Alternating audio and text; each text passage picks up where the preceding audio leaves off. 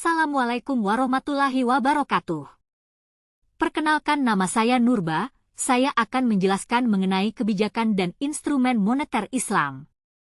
Kebijakan moneter dalam Islam merupakan suatu pendekatan yang unik dalam mengatur pasokan uang dan kredit di suatu perekonomian.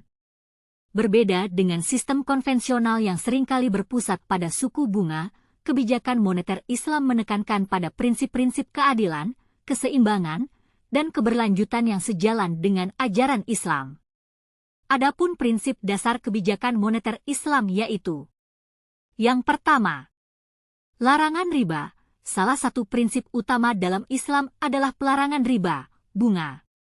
Dalam konteks moneter, ini berarti tidak adanya penambahan nilai secara otomatis pada suatu pinjaman tanpa adanya usaha atau risiko yang sebanding.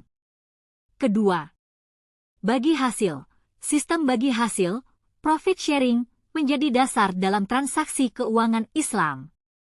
Keuntungan atau kerugian dari suatu usaha dibagi antara pemilik modal dan pengelola modal sesuai dengan kesepakatan di awal.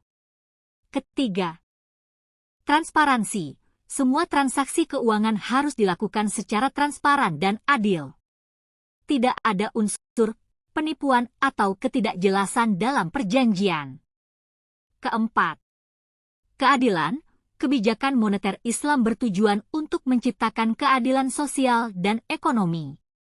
Ini berarti distribusi kekayaan harus merata dan tidak ada kelompok yang termarginalkan. Selanjutnya, instrumen moneter Islam. Ada 4 instrumen utama yang digunakan untuk mengatur jumlah uang yang beredar. Pertama, operasi pasar terbuka, open market operation. Adalah pemerintah mengendalikan jumlah uang beredar dengan cara menjual atau membeli surat-surat berharga milik pemerintah, government security. Kedua, fasilitas diskonto, diskonto rate. Yang dimaksud dengan tingkat bunga diskonto adalah tingkat bunga yang ditetapkan pemerintah atas bank umum yang menjamin ke bank sentral. Ketiga, rasio cadangan wajib, reserve requirement ratio. Penetapan rasio cadangan wajib juga dapat mengubah jumlah uang yang beredar. Jika rasio cadangan wajib diperbesar, maka kemampuan bank memberikan kredit akan lebih kecil dibanding sebelumnya. Keempat, imbauan moral, moral persuasion. Dengan imbauan moral, otoritas moneter mencoba mengarahkan atau mengendalikan jumlah uang beredar. Tujuan kebijakan moneter Islam: 1.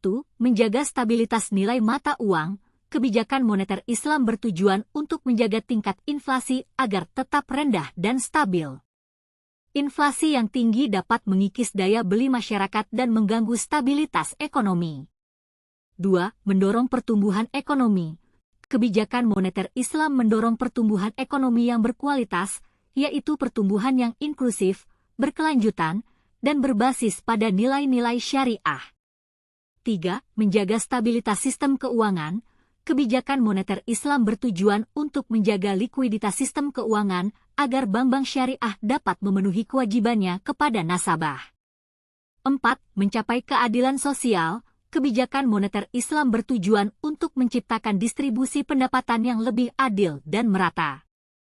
Itulah tadi penjelasan singkat dari saya. Assalamualaikum warahmatullahi wabarakatuh.